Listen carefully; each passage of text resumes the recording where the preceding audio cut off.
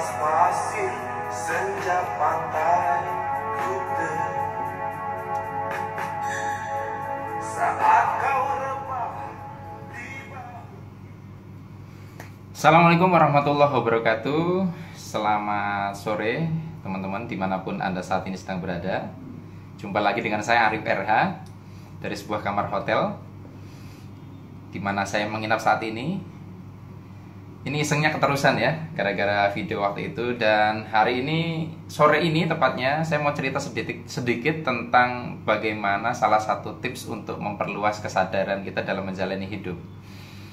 Kata kuncinya supaya kesadaran kita lebih luas adalah kita perlu memahami bahwa segala sesuatu yang ada di alam semesta raya ini semuanya adalah satu kesatuan dan saling terhubung.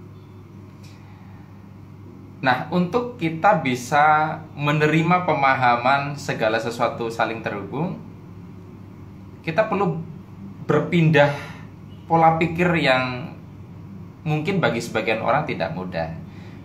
Contohnya, orang kebanyakan ketika ditanya Selat Sunda itu apa? Selat Sunda mereka definisikan sebagai selat yang memisahkan antara Pulau Jawa dengan Pulau Sumatera. Ya toh? Tidak salah, tetapi coba kita ubah pola pikir kita menjadi bahwa Selat Sunda adalah selat yang menghubungkan antara Pulau Jawa dan Pulau Sumatera. Nah, antara saya dengan Anda misalnya bertatap muka langsung, ada ruang kosong di antara kita. Meskipun ini tidak sesungguhnya kosong ya. Orang umumnya menyebut ini ruang kosong. Ada ruang kosong antara saya dan Anda. Itu pola pikir itu sebenarnya perlu kita ubah. Maka berubah sudut pandangnya menjadi ruang kosong ini menghubungkan saya dengan Anda. Ada dua handphone. Mereka tidak ada kabelnya, tapi kita bisa menerima kan bahwa keduanya bisa saling terhubung.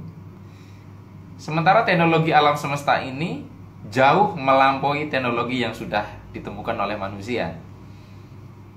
So, kata kuncinya adalah everything is connected, everything is one. Kenapa ini penting?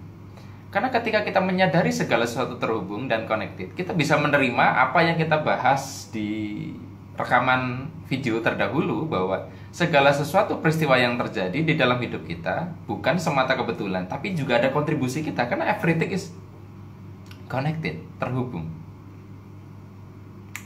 Dan ketika kita sudah menyadari bahwa segala sesuatu saling terhubung, maka penderitaan kita dalam menjalani hidup lebih bisa kita atasi.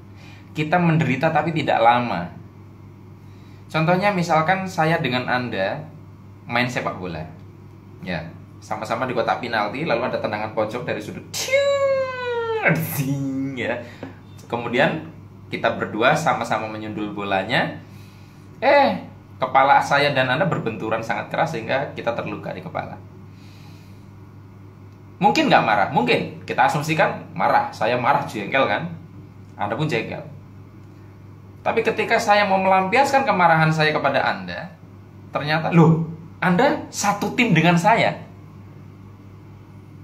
Ya sudah, akhirnya, sorry bro, gitu aja. Dan akhirnya kita tetap meneruskan pertandingan itu, meneruskan permainan itu. Sakitnya hilang. Belum tentu, bisa jadi masih sakit kepalanya, tapi penderitaan di dada, kemarahan, emosi, amarah, dendam, ingin membalas, lenyap. Karena kita sadar bahwa saya dengan Anda satu tim. Tapi kalau saya dengan Anda beda tim, ini bisa jadi panjang urusannya. Nah, ketika kita sudah merasa tidak satu kesatuan dengan yang lain, disitulah penderitaan bisa jadi tercipta di dalam dada kita. Karena akhirnya nyambungnya kita nggak sadar bahwa peristiwa seburuk apapun kita ikut berkontribusi di dalamnya. Lebih sulit memaafkan. Kalau tangan kita kita lagi begini nggak sengaja terus tangan kita kejedot, kita bisa memaafkan tangan kita sendiri soalnya. Tapi coba kalau tangan orang lain, kenapa menjadi sulit memaafkan? Karena kita merasa bahwa itu bukan bagian dari diri saya. Jadi kata kuncinya adalah menyadari segala sesuatu itu satu kesatuan.